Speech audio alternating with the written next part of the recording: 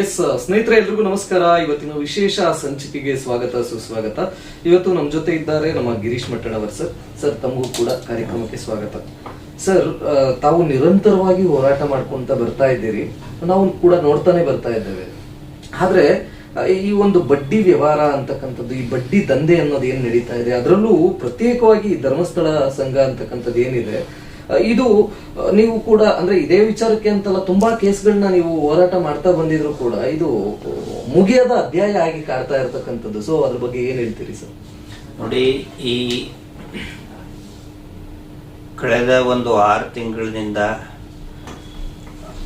ಈ ಅಕ್ರಮ ಮೀಟರ್ ಬಡ್ಡಿ ದಂಧೆ ವಿರುದ್ಧ ಅನೇಕ ಹೋರಾಟಗಳು ನಡೀತಾನೆ ಬಂದಿದೆ. ಆ ನಂತರ ಸುಗ್ರೀವಾಜ್ಞೆಯನ್ನು ಕೂಡ ಇದೇ ಕಾರಣಕ್ಕಾಗಿಯೇ ಹೊರಡಿಸಿದರು. ಆದರೆ ಇವತ್ತು ಆ ಸುಗ್ರೀವಾಜ್ಞೆ ಸಮರ್ಪಕವಾಗಿ ಜಾರಿ ಆಗ್ತಿಲ್ಲ.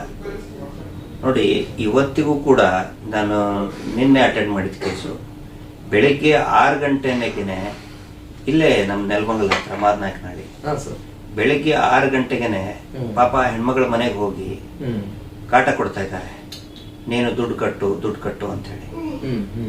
ಆಮೇಲೆ ಅವ್ರ ಮಗ ಹೇಳ್ತಾನೆ, ಸರ್ ನಾನು ಬೆಂಗಳೂರಿನಲ್ಲಿ ಕೆಲಸ ಮಾಡ್ತೀನಿ, ಯಾವುದೋ ಒಂದು ಇದರಲ್ಲಿ ನನಗೆ ದುಡ್ಡು ಬರುತ್ತಿದೆ, ನನಗೆ ಈ ವಾರ ಕಟ್ಟಕ್ಕಾಗೋದಿಲ್ಲ ಅಂತ ಹೇಳಿದ್ರೆ ಪೀಡಿಸ್ತಾ ಇದ್ದಾರೆ. ಇಲ್ಲಿ ನಾನು ಒಂದು ಸಾರ್ವಜನಿಕರ ಗಮನಕ್ಕೆ ಮತ್ತು ಯಾರು ಈ ಸಂಘದಿಂದ ದುಡ್ಡು ತಗೊಂಡಿದ್ದೀರಿ ಅವ್ರ ಗಮನಕ್ಕೆ ತರ್ತಾ ಇದ್ದೇನೆ. ಇದು ಏನು ನಡೀತಾ ಇದೆ, ಸಂಪೂರ್ಣವಾಗಿ ಅಕ್ರಮ ನಡೀತಾ ಇದೆ. ಈಗೇನ್ ಮಾಡ್ತಾರೆ ಗೊತ್ತಾ ಮುರಳಿ ಅವರು, ಆ ಸಂಘದ ಅಲ್ಲಿ ಇವರು ಅಧಿಕಾರಿಗಳು ಅಂತ ಹೆಸರಿಟ್ಕೊಂಡಿದಾರಲ್ಲ, ಅವ್ರೇನ್ ಮಾಡ್ತಾ ಇದ್ದಾರೆ, ಡಾಕ್ಯುಮೆಂಟ್ ಇದೆ ತಗೊಳ್ಳಿ ಅಂತ. ಆ ಡಾಕ್ಯುಮೆಂಟ್ ಏನು ತೋರಿಸ್ತಾ ಇದೆ ಅಂತ ಹೇಳಿದ್ರೆ ಅದರಲ್ಲಿ ಆ PC ಟ್ರಸ್ಟ್ ರಿಜಿಸ್ಟ್ರೇಷನ್ ಆಗಿದ್ದು ತೋರಿಸ್ತಾ ಇದ್ದಾರೆ. ಅದರಲ್ಲಿ ಪ್ರತಿ ವಾರ ಕಲೆಕ್ಟ್ ಮಾಡಬೇಕು ಅನ್ನುವಂತ ಯಾವುದೇ ಉಲ್ಲೇಖ ಇಲ್ಲ. ಪ್ರತಿ ವಾರ ದುಡ್ಡು ಕಲೆಕ್ಟ್ ಮಾಡುವಂಗೇನೆ ಇಲ್ಲ, ಅದು ಕಾನೂನು ಬಾಹಿರ. ಅದನ್ನೇನ್ ಮಾಡ್ತಾ ಇದಾರೆ, ಪೊಲೀಸ್ ಸ್ಟೇಷನ್ಗೆ ಈಗ ನಾವು ಎಲ್ಲರಿಗೂ ಜಾಗೃತಿ ಮೂಡಿಸ್ತಾ ಇದೀವಿ, ನಿಮಗ್ ತೊಂದರೆ ಆದ್ರೆ ಪೊಲೀಸ್ ಸ್ಟೇಷನ್ ಹೋಗಿ ಅಂತ. ಪೊಲೀಸ್ ಸ್ಟೇಷನ್ ಹೋಗಿ ಇವ್ರು ಏನ್ ಮಾಡ್ತಾ ಇದ್ದಾರೆ, ಮಧ್ಯವರ್ಜನ ಶಿಬಿರದ ಏಜೆಂಟ್ ಇದ್ದಾರೆ. ಅಂದ್ರೆ ಸರ್ಕಾರ ದುಡ್ಡು ನಿಂತ್ರ ನಡೆಸ್ತಕ್ಕಂತಹ ಮಧ್ಯವರ್ಜನ ಶಿಬಿರ ಹೆಸರು ಮಾತ್ರ ಇವ್ರು ತಕೋತಾರೆ. ನಾವು ಪೂಜ್ಯರು ಮಧ್ಯವರ್ಜನ ಶಿಬಿರ ಮಾಡಿದೆವು, ಕುಡಿಯೋದನ್ನ ನಿಲ್ಲಿಸ್ಬಿಟ್ಟೆವು, ನಮ್ಗೆ ಬಯಸೋದೆಲ್ಲ ಕುಡಿಸಿನೇ ಬಯಸ್ತಾರೆ, ನಮಗೆ ಕುಡಿಸಿನೇ ಬಯಸ್ತಾರೆ, ಕುಡಿಸಿನೇ ಎಲ್ಲ ಇದು ಮಾಡ್ತಾರೆ. ಮಧ್ಯವರ್ಜನ ಶಿಬಿರ ಮಾಡಿದೆವು, ಸರ್ಕಾರದ ಖರ್ಚಿನಲ್ಲಿ ಮಧ್ಯವರ್ಜನ ಶಿಬಿರ ಮಾಡಕ್ಕೆ ಇವತ್ತು ಏಜೆಂಟ್ ಇದ್ದಾರೆ. ಅವ್ರಿಗೆ ಏನ್ ಹೇಳಿದ್ದಾರೆ, ನಿಮಗೆ ಸಂಬಳ ಬೇಕು ಅಂತ ಹೇಳಿದ್ರೆ ಯಾರಾದ್ರೂ ನಮ್ಮ ಸಂಘದ ವಿರುದ್ಧ ಪೊಲೀಸ್ ಠಾಣೆಗೆ ಸಂಘದ ಸದಸ್ಯರು ದೂರು ಕೊಟ್ರೆ ಟಕ್ಕನೆ ನೀವು ಹೋಗ್ಬೇಕು ಪೊಲೀಸ್ ಸ್ಟೇಷನ್ಗೆ, ಹೋಗಿ ಅಲ್ಲಿ ಗಲಾಟೆ ಮಾಡಬೇಕು, ನಮ್ಮ ಪೂಜಾರಿ ಎಷ್ಟು ದೊಡ್ಡವರು, ಎಂತ ಪವಾಡ ಪುರುಷರು, ಆ ಪವಾಡಗಳನ್ನ ನೀವು ವಿವರಿಸಿ ಹೇಳ್ಬೇಕು ಪೊಲೀಸ್ ಸ್ಟೇಷನ್ಗೆ ಅಂತ ಹೇಳಿ ಕಟ್ಟಾಜ್ಞೆಯನ್ನ ಮಾಡ್ಬಿಟ್ಟಿದ್ದಾರೆ. ಈಗ ಏನಂತ ಹೇಳಿದ್ರೆ, ಪೊಲೀಸ್ ಸ್ಟೇಷನ್ಗೆ ಹೋದ್ರೆ ಒಂದಿಷ್ಟು ಡಾಕ್ಯುಮೆಂಟ್ಸ್ ತೋರಿಸ್ತಾರೆ. ಅದೇನಂತ ಹೇಳಿದ್ರೆ, ನೋಡಿ ನಮ್ದು BC ಟ್ರಸ್ಟ್ ಡಾಕ್ಯುಮೆಂಟ್ ಇದೆ ಅಂತ. ಯಾವ ಮಣ್ಣು ಇಲ್ಲ ಅದರಲ್ಲಿ. ಆ ಡಾಕ್ಯುಮೆಂಟ್ ಅಲ್ಲಿ ಏನಿದೆ, ಇವರಿಗೆ ಮತ್ತು ಬ್ಯಾಂಕಿಗೆ ಆದಂತಹ ಒಡಂಬಡಿಕೆ ಇದೆ ಇಷ್ಟೇ. ನಾನು ಪೊಲೀಸರ ಸ್ನೇಹಿತರಿಗೂ ಕೂಡ ನಾನು ಹೇಳ್ತಾ ಇದ್ದೇನೆ, ನಮ್ಮ ಎಲ್ಲಾ ಪೊಲೀಸ್ ಮಿತ್ರರಿಗೆ, ದಯವಿಟ್ಟು ಅದರಲ್ಲಿ ಗಮನಿಸಿ, ಪ್ರತಿ ವಾರ ಕಲೆಕ್ಟ್ ಮಾಡೋದಕ್ಕೆ RBI ಏನಾದ್ರು ಪರ್ಮಿಷನ್ ಕೊಟ್ಟಿದ್ಯಾ? ಖಂಡಿತ ಕೊಟ್ಟಿಲ್ಲ. It is against RBI guidelines. RBI ಏನಾದ್ರು ಇವರಿಗೆ ಹಣದ ಲೇವಾದೇವಿ ಮಾಡೋದಕ್ಕೆ ಪರ್ಮಿಷನ್ ಕೊಟ್ಟಿದ್ಯಾ? ಖಂಡಿತ ಇಲ್ಲ. ಇನ್ನೊಂದು ಪ್ರಮುಖವಾದಂತ ಅಂಶ ಗಮನಿಸಬೇಕಾಗಿರೋದು ಸರ್ಕಾರ ಮತ್ತು ಕೋಆಪರೇಟಿವ್ ಇಲಾಖೆ. ಮಾನ್ಯ ರಾಜಣ್ಣ ಅವರು ಅದರ ಸಂಬಂಧಪಟ್ಟಂತ ಸಚಿವರು ಹಾವೇರಿಯಲ್ಲಿ ಮೀಟಿಂಗ್ ಮಾಡಿದಾಗ ಕೂಡ ಏನೋ ಹೇಳಿದ್ದಾರೆ ಅಂತ ಸುದ್ದಿ ಬಂತು. ಇದು ಬಹಳ ಅಕ್ರಮ ನಡೀತಾ ಇದೆ ಅಂತ ಹೇಳಿ, ಅದಕ್ಕೆ ಅವ್ರಿಗೊಂದು ಧನ್ಯವಾದ ಹೇಳ್ತೇವೆ ರಾಜಣ್ಣ ಅವ್ರಿಗೆ. ಏನಂತ ಹೇಳಿದ್ರೆ ಅಲ್ಲಿ ನೋಡಿ, ಇವ್ರದ್ದು ರಿಜಿಸ್ಟ್ರೇಷನ್ ಆಗಿರೋದು ಬೆಳ್ತಂಗಡಿ ತಾಲೂಕು. ಏನು ಇವ್ರದ್ದು BC ಟ್ರಸ್ಟ್. ಬೆಳ್ತಂಗಡಿಯಲ್ಲಿ ರಿಜಿಸ್ಟ್ರೇಷನ್ ಆದ್ರೆ ಬೆಳ್ತಂಗಡಿಯಲ್ಲಿ ಮಾತ್ರ ವಹಿವಾಟು ಆಸ್ ಅ BC ಟ್ರಸ್ಟ್. ವಹಿವಾಟು ಅಲ್ಲ, ಇಂಡಿಪೆಂಡೆಂಟ್ ವಹಿವಾಟು ಮಾಡೋದಕ್ಕೆ ಧರ್ಮಸ್ಥಳ ಟ್ರಸ್ಟ್ಗೆ, ಬಡ್ಡಿ ಪೂಜ್ಯರ ಕುಟುಂಬದ ಟ್ರಸ್ಟ್ಗೆ ಇಂಡಿಪೆಂಡೆಂಟ್ ಆಗಿ ವಹಿವಾಟ ಮಾಡೋದಕ್ಕೆ ಯಾವುದೇ ಅನುಮತಿ ಇಲ್ಲ. BC ಟ್ರಸ್ಟ್ ಆದ್ರೂ ಕೂಡ ಇವರು ರಿಜಿಸ್ಟ್ರೇಷನ್ ಆಗಿದ್ದು ಬೆಳ್ತಂಗಡಿ ವ್ಯಾಪ್ತಿಯಲ್ಲಿನೇ ವಿದಿನ್ 30 ಕಿಲೋಮೀಟರ್ಸ್ ಅಲ್ಲಿ ಮಾಡಬೇಕು. ಬೀದರ್ನಲ್ಲಿ ಏನ್ ಸಂಬಂಧ ಇವ್ರಿಗೆ? ಬೀದರ್ನಲ್ಲಿ ಯಾಕೆ ಮಾಡ್ತಾ ಇದ್ದಾರೆ, ದಾವಣಗೆರೆಯಲ್ಲಿ ಯಾಕೆ ಮಾಡ್ತಾ ಇದ್ದಾರೆ, ಇಡೀ ರಾಜ್ಯಾದ್ಯಂತ ಯಾಕೆ ಮಾಡ್ತಾ ಇದ್ದಾರೆ? ಅದು ಅನಧಿಕೃತ. That is against cooperative act. ಎಲ್ಲೂ ಕೂಡ ನಾವು RTA ನಲ್ಲಿ ಹಾಕಿ ತೆಗೆಸಿದೀವಿ. It is against rules. ಪ್ರತಿಯೊಂದು ಕೂಡ ಇವರು ನಿಯಮವನ್ನ ಮೀರಿ ಮಾಡ್ತಾರೆ. ಮತ್ತು ಭಾಷಣದಲ್ಲಿ ಹೇಳ್ತಾರೆ ನಾವು ಕಾನೂನು ಮೀರಿ ಹೋಗೋಲ್ಲ. ಇವರು ಮಾಡೋದೆಲ್ಲ ಕಾನೂನು ಮೀರಿ ಕಾನೂನನ್ನು ತುಳಿದೇ ಹೋಗ್ತಾ ಇದ್ದಾರೆ. Okay. ಅದಕ್ಕೆ ದಯವಿಟ್ಟು ನಾನು ಹೇಳುವುದು, ಸಂಘ ಯಾರು ಇದರಲ್ಲಿ ಸಾಲ ಮಾಡಿದಿರಲ್ಲ, ದಯವಿಟ್ಟು ಒಗ್ಗಟ್ಟಾಗಿ ದುಡ್ಡು ಕಟ್ಟೋದನ್ನ ನಿಲ್ಲಿಸಿ. ನಿಲ್ಲಿಸ್ಬೇಕು ಅವರು. ಇಲ್ಲ ನೋಡಿ, ಮೊನ್ನೆನೂ ಕೂಡ ಇದು ಪ್ರತಿದಿನ ನಾವು ಅಟೆಂಡ್ ಮಾಡ್ತಾ ಇರ್ತೀವಿ, ಮತ್ತು ಅವ್ರು ಪದೇ ಪದೇ ಹೇಳ್ತಾ ಇರ್ತೀವಿ. ಅವರು ಕೆಲವೊಬ್ರು ಭಯಭೀತರಾಗಿ ಸರ್ ನಾವು ಸುಸೈಡ್ ಮಾಡ್ಕೊಳಕ್ ಹೋಗ್ತೀವಿ ಅಂತಾನು ಹೇಳ್ತಾರೆ. ಅವ್ರಿಗೂ ಕೂಡ ನಾವು ಸಮಾಧಾನ ಮಾಡಿ ಪೊಲೀಸ್ ಸ್ಟೇಷನ್ ಕಳಿಸಿದ್ದೀವಿ. ದಯವಿಟ್ಟು ಪೊಲೀಸರು ಈ ಬಡ್ಡಿ ದಂಧೆ ಮಾಡೋರಿಗೆ ಸಹಕಾರ ಕೊಡಬೇಡಿ. ಅನೇಕ ಸಾರಿ ಹೇಳಿದ್ದೇನೆ. ಆದ್ರೂ ಹೇಳ್ತಾರೆ ಹೋಗಿ ದುಡ್ಡು ಕಟ್ರಿ ಅಂತ ಹೇಳ್ತಾರೆ. ದುಡ್ಡು ಕಟ್ರಿ ಅಂತ ಹೇಳೋದು ಪೊಲೀಸರ ಕೆಲಸ ಅಲ್ಲ. ಅಲ್ಲ ಸರ್, ಇದಕ್ಕೆ ಕುಮ್ಮಕ್ಕೆ ಅಂದ್ರೆ ಈ ಒಂದು ಏನಂತಾರೆ, ಈ ಪೊಲೀಸ್ ವರ್ಗ ಆಗ್ಬೋದು ಅಥವಾ ಸರ್ಕಾರನೇ ಕುಮ್ಮಕ್ ಕೊಟ್ಟು ಇದಕ್ಕೇನಾದ್ರೂ ಮಾಡಿಸ್ತಾ ಇರ್ತಕ್ಕಂಥದ್ದನ್ನ. ಅಲ್ಲ, ಕುಮ್ಮಕ್ಕು ಅಂತ ಹೇಳಿದ್ರೆ ಇವ್ರು ಏನ್ ಮಾಡಿದ್ದಾರೆ, ಪೊಲೀಸರಿಗೆ ಪುಸ್ಲಾಯಿಸ್ತಾರೆ, ಪೊಲೀಸರಿಗೆ ತಮ್ಮ ದರ್ಪ ತಮ್ಮ ಅಧಿಕಾರ ತೋರಿಸ್ತಾರೆ. ಅವ್ರಿಗೆ ಸ್ನೇಹಿತರು, ಬಡ್ಡಿ ಪೂಜ್ಯರ ಸ್ನೇಹಿತರು, ಅವ್ರು ಕೇಳದಂಗೆ ಇರುವಂತ ಒಂದಿಷ್ಟು ಶಾಸಕರು ಇರ್ತಾರೆ. ಆ ಶಾಸಕರ ಮುಖಾಂತರ ಪೊಲೀಸರ ಮೇಲೆ ಒತ್ತಡ ಹಾಕ್ತಾರೆ. ಎಲ್ಲಾ ಪೊಲೀಸರು ಆ ಒತ್ತಡಕ್ಕೆ ಮಣಿಯೋದಿಲ್ಲ. ಫಾರ್ ಎಕ್ಸಾಂಪಲ್ ಹೇಳಿದ್ನಲ್ಲ, ಮಾದನಹಳ್ಳಿಯಲ್ಲಿ ಇನ್ಸ್ಪೆಕ್ಟರ್ ತುಂಬಾ ಚೆನ್ನಾಗಿದ್ದಾರೆ. ತುಂಬಾ ಅವರು ಹೇಳಿದ್ರು, ಆಯ್ತು ನಾವು ಇದನ್ನ ಮಾಡ್ಕೊಡ್ತೀವಿ, ಕೇಸ್ ರಿಜಿಸ್ಟರ್ ಮಾಡ್ತೀವಿ ಅಂತ ಹೇಳಿದ್ರು. ಆದ್ರೆ ಇನ್ನು ಕೆಲವೊಂದಿಷ್ಟು ಈ ಕಾನ್ಸ್ಟೇಬಲ್ಗಳು ಏನಿರ್ತಾರಲ್ಲ, ಅವರು 500,000 ರೂಪಾಯಿ ಕೊಟ್ಟು ಏನೋ ಒಂದು ಅಂಶ ಇಡ್ತಿರ್ತಾರೆ. ಹೋಗು ಕಟ್ಟು ನೀನು ಅಂತ ಹೇಳ್ತಾರೆ. ಆಮೇಲೆ ಸಾಲ ತಗೊಂಡಂತವ್ರು ಯಾರು ಶ್ರೀಮಂತರಲ್ಲ ರೀ, ಕೂಲಿ ನಾಲಿ ಮಾಡೋರು ಬಡಬಗ್ರಿರ್ತಾರೆ. ಪೊಲೀಸ್ ಕಾನ್ಸ್ಟೇಬಲ್ ಪೊಲೀಸ್ ಸ್ಟೇಷನ್ ಹತ್ರ ಫೋನ್ ಮಾಡ್ತೀನಿ ಅಂತ ಹೇಳಿ ಹೆದರ್ ಬಿಡ್ತಾರೆ. ಅದಕ್ಕೆ ಅಂತವ ಮಹಿಳೆಯರಿಗೆ ನಾನು ಹೇಳ್ತಾ ಇದ್ದೀನಿ, ದಯವಿಟ್ಟು ಹೆದರ್ಬೇಡಿ. ಪೊಲೀಸರು ದುಡ್ಡು ಕಟ್ಟು ಅಂತ ಹೇಳಿದ್ರೆ ನೀವು ದುಡ್ಡು ಕಟ್ಟಬೇಡಿ. ನೋಟಿಸ್ ಕಳಿಸ್ಲಿ ಸರ್, ಬ್ಯಾಂಕ್ ಇಂದ ನೋಟಿಸ್ ಕಳಿಸ್ಲಿ, ಬ್ಯಾಂಕ್ ಇಂದ ಪಾಸ್ಬುಕ್ ಕೊಡ್ಲಿ. ಪಾಸ್ಬುಕ್ ಇಲ್ಲ, ಆಮೇಲೆ ಇವರೇ ಸೇವಿಂಗ್ ಕೊಟ್ಟಿದ್ದು, ಸೇವಿಂಗ್ ಅಮೌಂಟ್, ಉಳಿತಾಯ ಹಣ ಇಲ್ವೇ ಇಲ್ಲ. LIC ಬಾಂಡ್ ಇಲ್ವೇ ಇಲ್ಲ. LIC ಅಂದ್ರೆ ಅತಿ ದೊಡ್ಡ ಸ್ಕ್ಯಾಂಡಲ್. ಅದ್ರದ್ದು ವಿವರ ಕೇಳಿ ನೀವು. ವಿವರ ಕೇಳಿದ ಮೇಲೆ ಬ್ಯಾಂಕಿಗೆ ಕಟ್ತೇವೆ ಅಂತ ಹೇಳಿ. ಅಂದ್ರೆ ನೀವ್ ಹೇಳ್ತಾ ಇರ್ತಕ್ಕಂಥದ್ದು, ಇಲ್ಲಿ ಕಾನೂನು ಆಗ್ಬೋದು, ಪೊಲೀಸ್ ವರ್ಗ ಆಗ್ಬೋದು, ಏನೇ ಒಂದು ಕುಮ್ಮ ಕೊಟ್ಟರು ಕೂಡ ಸಾರ್ವಜನಿಕರು ಒಂದು ಬಲವಾಗಿ ನಿಂತ್ಕೊಂಡು ಪ್ರಶ್ನೆ ಮಾಡತಕ್ಕಂಥದ್ದು ಅವ್ರ ಧರ್ಮ ಅಂತ. ಊರು ಪೂರ್ತಿ ಒಗ್ಗಟ್ಟಾದ್ರೆ ಖಂಡಿತ ಇವ್ರು ನಿಮ್ಮನ್ನ ಹೆದರ್ಸಕ್ಕಾಗಲ್ಲ. ಒಂದೇ ಒಂದು ಇದ್ರದ್ದು ಬೀಜ ಮಂತ್ರ, ಒಗ್ಗಟ್ಟು ಅನ್ನೋದೇ ಒಂದು ಬೀಜ ಮಂತ್ರ. ಒಗ್ಗಟ್ಟಾಗಿದ್ಕೊಂಡ್ರೆ ಖಂಡಿತ ಇವ್ರು ನಿಮ್ಮನ್ನ ಹೆದರ್ಸಕ್ ಬರೋದಿಲ್ಲ. ಇಲ್ಲಿ ಇನ್ನೊಂದು ಪ್ರಶ್ನೆ ಬರ್ತದೆ. ಇದು ಬಹುಶಃ ನಾನು ಒಂದು 100ನೇ ಸಾರಿನ ಹೇಳ್ತಾ ಇರ್ಬೋದು ನಿಮ್ಮ ಮುಂದೆ. ಇಲ್ಲಿ ಏನಾಗ್ತಾ ಇದೆ, ನೆಕ್ಸ್ಟ್ ಸಾಲ ನಮ್ಗೆ ಯಾರು ಕೊಡಲ್ಲ ಅಂತ ಹೇಳ್ತಾರೆ, ಕೇಳ್ತಾರೆ. ಜನಗಳು ಕೇಳೋದಲ್ಲ, ಆ ಸಂಘದವ್ರು ಇದನ್ನ ಹುಟ್ಟಿಸ್ಬಿಟ್ಟಿದ್ದಾರೆ. ಖಂಡಿತ ಸಾಲ ಸಿಗುತ್ತೆ, ಅದೇ ಬ್ಯಾಂಕ್ ನಲ್ಲಿನೇ ಸಿಗುತ್ತೆ. ನೀವು ಈ ಧರ್ಮಸ್ಥಳ ಈ ಸಂಘ ಈ ಟ್ರಸ್ಟ್ ಏನಿದೆಯಲ್ಲ, ಬಡ್ಡಿ ಪೂಜ್ಯರು ಬರೀ ಏಜೆಂಟ್ ಅವರು, ಮಿಡಲ್ ಮ್ಯಾನ್ ಅವರು, ದಲಾಲರವರು. ಆ ದಲಾಲರನ್ನ ಬಿಟ್ಟು ಹೋಗ್ರಿ ನೀವು. ನಿಮ್ದೇ ಒಂದು ಹೆಸರು ಹಾಕೊಳ್ಳಿ ಆ ಸಂಘಕ್ಕೆ, 10 ಜನರ ಸಂಘಕ್ಕೆ. ನಿಮ್ದೇ ಊರಿಂದ ಯಾರಾದ್ರೂ ಒಂದು ಗ್ರಾಮ ದೇವತೆ ಹೆಸರು, ನಿಮ್ಮ ಕುಲದೇವತೆ ಹೆಸರು, ನಿಮ್ಮ ಸಮಾಜದ ಹೆಸರು ಇಟ್ಕೊಂಡು ಒಂದು ನೀವೇ ಮಾಡಿ ಅದೇ ಬ್ಯಾಂಕಿಗೆ ಹೋಗಿ ಖಂಡಿತ ಕೊಡ್ತಾರೆ. ಈಗ ಕೆನರಾ ಬ್ಯಾಂಕ್ನವ್ರು ಹೇಳಿದ್ದಾರೆ, ನಾವು ಕೊಡ್ತೀವಿ, ಯಾರಾದ್ರೂ ಸಂಘ ಮಾಡ್ಕೊಂಡು ಬನ್ನಿ ನಾವು ಕೊಡ್ತೀವಿ ಅಂತ ಹೇಳ್ತಾ ಇದ್ದಾರೆ. ಅಂದ್ರೆ ಇದೇ ಪ್ರತ್ಯೇಕವಾಗಿ ಈ ಸಂಘದಿಂದಾನೇ ಏನ್ ಬರ್ತಾ ಖಂಡಿತ ಇಲ್ಲ. ಈಗ ಬಹಳಷ್ಟು ಚೇಂಜಸ್ ಆಗಿದೆ. ಈ ಹೋರಾಟದಿಂದ ಬಹಳಷ್ಟು ಬದಲಾವಣೆಗಳಾಗಿದೆ. ಬ್ಯಾಂಕ್ನವರು ಕೂಡ ಕೊಡೋಕ್ ಮುಂದೆ ಬರ್ತಾ ಇದ್ದಾರೆ.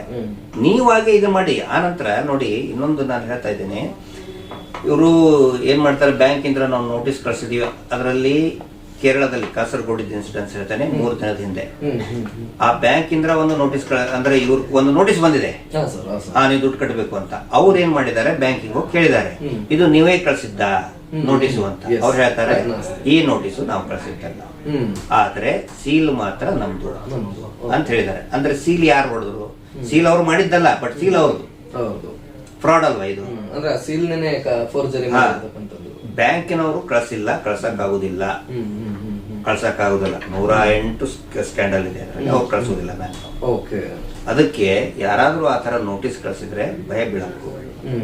ಸರ್, ಇನ್ನೊಂದು ಇಲ್ಲಿ 40-30% ವರ್ಗು ಬಡ್ಡಿ ತಗೊಳ್ತಕ್ಕಂಥದ್ದು ಈ ಒಂದು ಸಂಘದಲ್ಲಿ ಪ್ರತ್ಯೇಕವಾಗಿ 30 ಭಾಗ, 40%, 20% ಈ ತರ ತಗೊಂತಾ ಇದ್ದಾರೆ. ಸೊ ಪ್ರತ್ಯೇಕವಾಗಿ RBI ರೂಲ್ಸ್ ಏನ್ ಹೇಳುತ್ತೆ ಸರ್? ಅಂದ್ರೆ ಎಷ್ಟು ಪರ್ಸೆಂಟಿನವರೆಗೂ ಬಡ್ಡಿ ಕಟ್ಟಬಹುದು ಅಥವಾ ಏನಿರುತ್ತೆ? ಅಲ್ಲ, ಇದು ನೀವು ಧರ್ಮಸ್ಥಳ ಬಡ್ಡಿ ಪೂಜ್ಯರದ್ದು ಸಂಘದ್ದು ರೇಟ್ ಆಫ್ ಇಂಟ್ರೆಸ್ಟ್ ಅದೊಂದು ಯಕ್ಷ ಪ್ರಶ್ನೆ. ನಾವು ಹೇಳಿದೀವಿ 30-40% ಜಾಸ್ತಿ ಅಂತ ಹೇಳಿದೀವಿ. ನಿಖರವಾಗಿ ಯಾರಿಗೂ ಕಂಡು ಹಿಡಿಯಕ್ಕಾಗುದಿಲ್ಲ. ಒಂದು ವೇಳೆ ಯುಧಿಷ್ಠರನಿಗೆ ಧರ್ಮರಾಯಗೆ ಯುಧಿಷ್ಠರಲ್ಲ ಯಕ್ಷ ಪ್ರಶ್ನೆ ಮಾಡ್ತದಂತಲ್ಲ, ನೋಡಪ್ಪ ನೀನೆಲ್ಲಾ ಇದಕ್ಕೂ ಉತ್ತರ ಕೊಟ್ರೆ ನೀನ್ ಪಾಸ್, ನಿನ್ ಧರ್ಮರಾಯ ಅಂತ. ಒಂದು ವೇಳೆ ಆ ಯಕ್ಷ ಏನಾದ್ರೂ ಧರ್ಮಸ್ಥಳದ ರೇಟ್ ಆಫ್ ಬಡ್ಡಿ ರೇಟ್ ಎಷ್ಟು ಅಂತ ಕೇಳ್ಬಿಟ್ರೆ ಧರ್ಮರಾಯನಿಗೂ ಆ ಯಕ್ಷ ಪ್ರಶ್ನೆಗೂ ಉತ್ತರ ಕೊಡಕ್ ಆಗ್ತಿರ್ಲಿಲ್ಲ. ಹೌದು. ಏನಾದ್ರು ಧರ್ಮಸ್ಥಳದ ಬಡ್ಡಿ ಪೂಜಾರಿ ಇಂಟ್ರೆಸ್ಟ್ ಎಷ್ಟಪ್ಪ ಧರ್ಮರಾಯ ಅಂತ ಕೇಳ್ಬಿಟ್ರೆ ಅವನು ಪ್ಯಾ ಪ್ಯಾ ಪ್ಯಾ ಅಂತಿದ್ದ. ಅಂದ್ರೆ ಆ ಮಟ್ಟ ಇವ್ರಿಗೆ ಹೆಂಗೆ ಅಂತ ಹೇಳಿದ್ರೆ ವ್ಯಕ್ತಿ ನೋಡಿ ಅನ್ಎಜುಕೇಟೆಡ್ ಅಂದ್ರೆ ಹಕ್ತಾನೆ ಇರ್ತಾರೆ. ಎಜುಕೇಟೆಡ್ ಇದ್ದು ಅವನು ಪ್ರಶ್ನೆ ಕೇಳಿದ್ರೆ ಮಾತ್ರ ಇಷ್ಟ ಬರೀ 7%. ಈಗ ಅವಾಗ 14 ಅಂತಿದ್ರು, ಈಗ ನಾವು ಹೋರಾಟ ಮಾಡಿ 7 ತಂದಿಟ್ಟಿದೀವಿ. ಆದ್ರೆ ಅವ್ರು ಹೇಳ್ತಾರೆ 5% ಸೇವಾ ಶುಲ್ಕ. ನೋಡಿ, ನಾನು ಎಲ್ಲರಿಗೂ ಹೇಳೋದಕ್ಕೆ ಇಷ್ಟಪಡ್ತಾ ಇದ್ದೀನಿ, ನಿಮ್ಮ ಮುಖಾಂತರ, ಮುಳಿ ಅವ್ರ ಮುಖಾಂತರ, ಲೇಖನಿ ಮತ್ತೆ ನಿಮ್ಮೆಲ್ಲ ಇದ್ರ ಮುಖಾಂತರ, ಯೂಟ್ಯೂಬ್ ಮುಖಾಂತರ, ಇಲ್ಲಿ ರೇಟ್ ಆಫ್ ಅದು ಏನೋ ಸರ್ವಿಸ್ ಚಾರ್ಜಸ್ ಸೇವಾ ಶುಲ್ಕ ಅಂತ ಏನ್ ಹಾಕ್ತಾರಲ್ಲ, ಸೇವಾ ಶುಲ್ಕ ಬ್ಯಾಂಕ್ನವ್ರು ಕೊಡಬೇಕೇ ಹೊರತು ಸಾಲ ಮಾಡಿದಂತ ತೆಗೆದುಕೊಂಡಂತ ಸದಸ್ಯರು ಕೊಡುವಂಗಿಲ್ಲ. ಆದ್ರೆ ಇವರು ನೀವ್ ಯಾಕೆ ಕೊಡ್ತೀರಿ 5% ಅವ್ರಿಗೆ? ನೀವ್ ಯಾಕೆ ಕಟ್ತಾ ಇದ್ರಿ? 5% ನೀವ್ ಕೊಡೋದಲ್ಲ, ಅದನ್ನ ಬ್ಯಾಂಕಿನವ್ರು ಕೊಡಬೇಕು. ಇವರು ಬ್ಯಾಂಕ್ ನಿಂತ್ರನೂ ಕಮಿಷನ್ ತಗೋತಾರೆ, ಜನಗಳ ಹತ್ರನೂ ಕಮಿಷನ್ ತಗೋತಾ ಇದಾರೆ. ಇಲ್ಲಿ ಮೋಸ ಆಗ್ತಾ ಇದೆ. ಇಲ್ಲೇ ಆಯ್ತಲ್ಲ ಸರ್, 10% ವರ್ಗು ಆಗೋಯ್ತಲ್ಲ. 5% ಅಂತ ಕೊಂಡ್ಕೊಂಡ್ಬಿಡ್ತಾರ ಅವರು. ಆಮೇಲೆ ಇದರಲ್ಲಿ ಸಾಕಷ್ಟು ಮೋಸಗಳನ್ನ ನಾವು ಎಳೆಯಾಗಿ ಬಿಚ್ಚಿಟ್ಟಿದ್ದೀವಿ. ಇನ್ನು ಮುಂದೆನೂ ಕೂಡ ನಿರಂತರವಾಗಿ ಅದನ್ನ ಈಗ ಒಂದು 50% ನಿಲ್ಲಿಸ್ಬಿಟ್ಟಿದ್ದಾರೆ. ಸಂಪೂರ್ಣವಾಗಿ ನಿಲ್ಬೇಕು. ಹೌದು ಸರ್, ಸಂಪೂರ್ಣವಾಗಿ ನಿಲ್ಲಿಲ್ಲ ಅಂತಂದ್ರೆ ನೋಡಿ, ಎಷ್ಟೋ ಬಡತನದ ಕುಟುಂಬಗಳು ಸೂಸೈಡ್ ಮಾಡ್ಕೊಳ್ತಾ ಇರ್ತಕ್ಕಂಥ ಘಟನೆಗಳು ನಮಗೂ ಪ್ರತಿನಿತ್ಯ ಬರ್ತದೆ. ರಿಪೋರ್ಟ್ ಆಗಲ್ಲ, ರಿಪೋರ್ಟ್ ಮಾಡಕ್ ಬಿಡಲ್ಲ ಇವರು. ತಕ್ಷಣ ಹೋಗ್ತಾರ ಪೊಲೀಸರ ಹತ್ರ, ಇಲ್ಲ ಅಂತ ಕ್ಷೇತ್ರಕ್ಕೆ ಅಪಮಾನ ಆಗ್ಬಿಡ್ತದೆ, ಹಂಗಾಗ್ತದೆ ಹಿಂಗಾಗ್ತದೆ ಅಂತ ಹೇಳಿ ನಿಲ್ಲಿಸ್ಬಿಡ್ತಾರೆ. ನಿತ್ಯ ನಿರಂತರ ರೋದನೆ ಇದು. ಸ್ವಾವಲಂಬಿ ಇದೇನು ಸ್ವಾವಲಂಬನೆ ಅಲ್ರಿ? ಮುಂಜಾನೆ 6 ಗಂಟೆಗೆ ಹೋಗಿ ಮನೆ ಮುಂದೆ ಬೈಕ್ತಾ ನಿಂದಿರ್ತಾರೆ. ಹೆಣ್ಮಕ್ಳು ಸ್ವಾವಲಂಬನೆಗೋಸ್ಕರ ಮಾಡ್ತಾ ಇದಾರೆ. ಎಲ್ಲ ಬೋಗಸ್, ಪೂರ್ತಿ ಇಡೀ ರಾಜ್ಯ ಹಾಳು ಮಾಡ್ಬಿಟ್ಟಿದ್ದಾರೆ. ಸರ್, ಈಗ ಕೆಲವರು ಹೆಣ್ಮಕ್ಳುಗಳು ತಾವು ಹೇಳಿದ್ರೆ ಯಾವಾಗ್ಲೇನೆ, ಸೊ ಅದನ್ನ ಪ್ರತ್ಯೇಕವಾಗಿ ಮತ್ತೆ ಕೇಳ್ತೇನೆ. ಕೆಲವು ಹೆಣ್ಮಕ್ಳುಗಳು ಹೇಳ್ತಾರೆ, ಧರ್ಮಸ್ಥಳದ ಸಂಘದಿಂದ ನನ್ನ ಮಗನ ಓದಿಸಿದ್ದೇನೆ, ಧರ್ಮಸ್ಥಳದ ಸಂಘದಿಂದಾನೇ ನನ್ನ ಗಂಡನ್ ಕುಡ್ತಾ ಬಿಡಿಸಿದ್ದೇನೆ, ಧರ್ಮಸ್ಥಳದ ಸಂಘದಿಂದ ನನ್ನ ಮನೆ ಕಟ್ಟಿಸ್ತಾ ಇದ್ದೇನೆ, ಈ ತರ ಎಲ್ಲ ಕೆಲವು ಹೇಳ್ತಾ ಇರ್ತಾರಲ್ಲ ಸರ್, ಅದಕ್ಕೆ ಏನ್ರ ಏನ್ ಅನ್ಬೋದು? ಈಗ ಪೇರೆಂಟ್ ಲೆವೆಲ್ ಹಚ್ಕೊಂಡ್ ಕುಳಿನ ಬೆಳಗಾಗಿದೆ ಅಂತ ಹೇಳಿ ಒಬ್ಬ ಚಿತ್ರಕಥೆ ಹೇಳ್ತಾರೆ. ಇದುವರೆಗೂ ಪೇರೆಂಟ್ ಲೆವೆಲ್ ಅಡ್ವರ್ಟೈಸ್ಮೆಂಟ್ ಇಂದ ಯಾರಾಗಾದ್ರೂ ಕಪ್ಪಿದ್ದವ್ರು ಬೆಳಗಾಗಿದ್ ನೋಡಿದೀರ? ಆಮೇಲೆ ಸಲ್ಮಾನ್ ಖಾನ್ ಹೇಳ್ತಾನೆ, ನಾನು ಅದು ಯಾವ್ದೋ ಒಂದು ಕೋಕ್ ಕುಡಿದು ವಿಮಾನ ನಿಂತ್ರ ಬಿದ್ದೆ ಹೇಳ್ತಾನೆ. ಇದು ಕುಡಿತಾ ವಿಮಾನ ನಿಂತ್ರ ಮತ್ತೆಲ್ಲಾ ವಿಮಾನ್ಯಾಗೂ ಈ ಪ್ಯಾರಾಚೂಟ್ ಅವು ಇವು ಇರೋ ಬದಲು ಕೋಕ್ ಇಟ್ಬಿಡ್ಬೇಕಲ್ಲ. ಕೋಕ್ ಕುಡಿದ್ರೆ ಈಗ ಬೀಳ್ರಿ ಕೆಳಗೆ, ಆಕ್ಸಿಡೆಂಟ್ ಎಮರ್ಜೆನ್ಸಿ ಇದ್ದಾಗ ಇವೆಲ್ಲ ಹಾಕಬೇಕು. ಅಲ್ಲ ಅಡ್ವರ್ಟೈಸ್ಮೆಂಟ್ ಅವು. ಇದು ತರ ಅವ್ರದ್ದೊಂದು ಅಡ್ವರ್ಟೈಸ್ಮೆಂಟ್ ಇದು. ಆ ತರ ಒಂದು ಅಡ್ವರ್ಟೈಸ್ಮೆಂಟ್ ಜನರನ್ನ ಮರಳು ಮಾಡಕ್ಕೆ ಇವರು ಬಡ್ಡಿ ಪೂಜಾರಿ ಕಂಡು ಹಿಡಿದಂತ ಕ್ರಿಮಿನಲ್ ಮೈಂಡ್ ಬುದ್ಧಿ ಅವೆಲ್ಲ ಕಾರ್ಪೊರೇಟ್ ಸ್ಟೈಲ್ ಅಲ್ಲಿ ಮಾಡುವಂತ ಅಡ್ವರ್ಟೈಸ್ಮೆಂಟ್. ಎಸ್ ಸರ್, ತಮ್ಮೆಲ್ಲರಿಗೂ ಕೂಡ ಅರ್ಥ ಆಗಿದೆ ಅನ್ಸುತ್ತೆ ವೀಕ್ಷಕರೇ. ಹೌದು ಸರ್, ಕಡೆದಾಗ ಅಂದ್ರೆ ದಿನಕ್ಕೂ ಕೂಡ ಏನ್ ಕಮ್ಮಿ ಆಗ್ತಾ ಬರ್ತಾ ಇಲ್ಲ ಸರ್. ಸಂಘಗಳು ನಿಂತೋಗಿರ್ಬೋದು, ಕೆಲವು ಡಿಸ್ಟಿಕ್ಗಳಲ್ಲಿ, ಕೆಲವು ಊರುಗಳಲ್ಲಿ ನಿಂತೋಗಿರ್ಬೋದು ವಿನಃ ಇವತ್ತಿಗೂ ಕೂಡ ನಿರಂತರವಾಗಿ ಆ ಬಡ್ಡಿ ಒಂದು ಏನ್ ಸುಲಿಗೆ ಮಾಡ್ತಕ್ಕಂಥದ್ದು ಏನಿದೆ ನಿರಂತರವಾಗಿ ನಡೀತಲೇ ಇದೆ. ಇದಕ್ಕೆ ಯಾವಾಗ ಕಡಿವಾಣ ಬೀಳ್ಬಹುದು ಅಂದ್ರೆ ಸರ್ಕಾರ ಅಂತೂ ಏನು ಆಕ್ಷನ್ಸ್ ತಗೊಂತಾ ಇಲ್ಲ ಪಾಪ. ಅದು ಅವರು ತಗೊಂಡಾಯ್ತು, ಸುಗ್ರೀವಾಜ್ಞೆನೇ ಹೊರಡ್ಸಾಯ್ತು ಅವರು. ಸೊ ಅದರಿಂದ ಏನು ಪ್ರಯೋಜನ ಆಗ್ತಾ ಇಲ್ಲ. ಸರ್ಕಾರ ಸುಗ್ರೀವಾಜ್ಞೆ ಹೊರಡಿಸಿದ್ರೆ ಸರ್ಕಾರದ ಮೇಲೆ ಇವರು ಒಂದು ಸುಗ್ರೀವಾಜ್ಞೆ ಹೊರಡಿಸಿದ್ದಾರೆ. ಸರ್ಕಾರಕ್ಕೆ ಸುಗ್ರೀವಾಜ್ಞೆ ಹೊರಡಿಸಿದ್ದಾರೆ. ಯಾರು ಕೂಡ ಪೊಲೀಸರು ನಮ್ಮ ಬಡ್ಡಿ ಪೂಜಾರಿ ಮೇಲೆ ಕೇಸ್ ಹಾಕಿದ್ದಾರೆ ಅಂತ ಹೇಳಿ 43 NCR ಆಗಿದೆ, 5ರಿಂದ 6 FIR ಆಗಿದೆ ಅವ್ರ ಮೇಲೆ. ಆದ್ರೂ ಯಾವ್ದು ಆಕ್ಷನ್ ತಗೊಳ್ಬೇಡಿ ಅಂತ ಹೇಳಿ ಸರ್ಕಾರದ ಮೇಲೆ ಬಡ್ಡಿ ಪೂಜಾರು ಸುಗ್ರೀವಾಜ್ಞೆ ಹೊರಡಿಸಿದ್ದಾರೆ. ಜನಜಾಗೃತಿ ಒಂದೇ ಇದಕ್ಕೆ ಮದ್ದು, ಜನಜಾಗೃತಿ ಒಂದೇ ಇದಕ್ಕೆ ಔಷಧಿ. ಅದಕ್ಕೆ ನಾನು ಹೇಳ್ತೇನೆ, ದಯವಿಟ್ಟು ಜಾಗೃತರಾಗಿ. ಎಸ್ ವೀಕ್ಷಕರೇ, ತಾವೆಲ್ಲರೂ ಕೂಡ ಕೇಳಿದ್ರಿ. ಮತ್ತೆ ವಿವರವಾಗಿ ಹೇಳುವಂತ ಒಂದು ಪ್ರಯತ್ನ ಕೂಡ ಆಯ್ತು. ಯಾಕೆಂದ್ರೆ ಕೆಲವು ನಾನು ಹಂಗ್ ಮಾಡಿದೆ, ನನ್ಗ ಏನು ಧರ್ಮಸ್ಥಳ ಸಂಘದಿಂದ ಹಿಂಗಾಯ್ತು ಹಂಗಾಯ್ತು ಅಂತ ಕೆಲವರು ಹೇಳುವಂತದ್ದು ಯಾವ ತರ ಇರುತ್ತೆ ಅನ್ನೋದನ್ನ ಪ್ರತ್ಯೇಕವಾಗಿ ಉದಾಹರಣೆ ಸಮೇತ ನಮ್ಮ ಗಿರೀಶ್ ಸರ್ ಆಗ್ಬೋದು ಅಥವಾ ನಾವಾಗ್ಬೋದು ತಿಳಿಸುವಂತ ಪ್ರಯತ್ನ ಮಾಡಿದ್ದೇವೆ. ಖಂಡಿತವಾಗಿ ಏನೇ ಒಂದು ಆಯ್ತು ಅಂತಂದ್ರೂ ಕೂಡ ನಮ್ಮ ನಂಬರ್ಗಳಿರ್ತವೆ, ಕಾಂಟ್ಯಾಕ್ಟ್ ಹಾಕಿರ್ತೇವೆ ನಾವು. ಸೊ ದಯಮಾಡಿ ನಿಮ್ಗೇನಾದ್ರು ನಿಮ್ಮೂರ್ನಲ್ಲೂ ಆತರ ಸಮಸ್ಯೆಗಳೇನಾದ್ರು ಕಂಡು ಬರ್ತಾ ಇದ್ರೆ ನಮ್ಗೊಂದು ಕಾಲ್ ಮಾಡಿ, ಓಕೆನಾ? ಮತ್ತೆ ನಮಗ್ ಕಾಲ್ ಮಾಡೋದಕ್ಕಿಂತ ಮುಂಚಿತವಾಗಿ ಆಕ್ಷನ್ಸ್, ನೀವು ಇಮಿಡಿಯೇಟ್ ಆಕ್ಷನ್ಸ್ ಅಂತ ಅಂದ್ಬಿಟ್ಟು ನಿಮ್ಮ ಹತ್ರದ ಪೊಲೀಸ್ ಸ್ಟೇಷನ್ಗೆ ಹೋಗಿ ಕಂಪ್ಲೇಂಟ್ ಕೊಡುವಂತದ್ದು ಮಾಡಿ, ಅಲ್ವಾ ಸರ್? ಹೌದು. ಅದಾದ್ಮೇಲೆ ಅಲ್ಲೇನಾದ್ರೂ ಪೊಲೀಸ್ ವರ್ಗದವ್ರು ಏನಾದ್ರೂ ಒಂದು ನಿರ್ಲಕ್ಷ್ಯತನ, ಸೀದಾ SP ಆಫೀಸಿಗೆ ಹೋಗ್ಲಿ, SP ಆಫೀಸಿಗೆ ಹೋಗಿ ಅಲ್ಲೇ ಕುತ್ಕೊಳ್ಳಿ. ಅಲ್ಲ ಸರ್, ಪೊಲೀಸರು ಕೇಸ್ ರಿಜಿಸ್ಟರ್ ಇಲ್ಲ ನೋಡಿ. ಅವಾಗ ಸೌಜನ್ಯ ಹೋರಾಟಗಾರರು ಇದ್ದಾರೆ. ನಾವು ಏನ್ ಕೋಆರ್ಡಿನೇಷನ್ ಮಾಡಬೇಕು ಅದನ್ನೆಲ್ಲ ಮಾಡ್ತಾ ಇದೀವಿ. ಹೌದು. ಆ ನಂತರ ಪೊಲೀಸರು ಕೂಡ ಎಲ್ಲರೂ ಕೆಟ್ಟವರಲ್ಲ.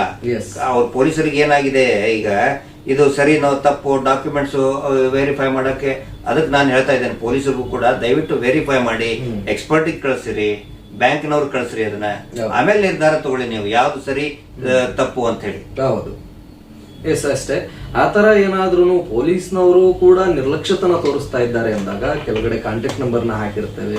ಸೊ ದಯಮಾಡಿ ತಾವು ನಮ್ಮ ನಂಬರ್ಗಳಿಗೆ ಕಾಲ್ ಮಾಡಿ ತಿಳಿಸುವಂತದನ್ನ ಮಾಡಿ ನಮ್ ಕಡೆಯಿಂದ ಆಗುವಂತಹ ನ್ಯಾಯ ಕೊಡಿಸುವಂತದಕ್ಕೆ ನಾವು ಮುಂದೆ ಅಂದ್ರೆ ಲೈಕ್ ಯಾವಾಗ್ಲೂ ನಿಂತಿರ್ತೇವೆ ಅಂತ ಹೇಳಲಿಕ್ಕೆ ಇಷ್ಟಪಡ್ತೇವೆ. ನಮ್ಮ ಸೌಜನ್ಯ ಪರವಾದ ಹೋರಾಟ ಇಲ್ಲಿವರೆಗೂ ಏನು ಹೋರಾಟ ಮಾಡ್ಕೊಂಡು ಬರ್ತಾ ಇದ್ದೇವೆ ನಾವೆಲ್ಲರೂ ಕೂಡ ನಿಂತ್ಕೊಂತೇವೆ ಅಂತ ಹೇಳ್ತೇವೆ. ಅದರಲ್ಲಿ ಮೂಲವಾಗಿ ನಮ್ ಗಿರೀಶ್ ಮಟ್ಟಣ್ಣವರ್ ಸರ್ ಆಗ್ಬೋದು, ಮಹೇಶ್ ಶೆಟ್ಟಿ ತಿಂಗ್ರೊಡ್ಡಿ ಸರ್ ಆಗ್ಬೋದು, ಓಕೆನಾ.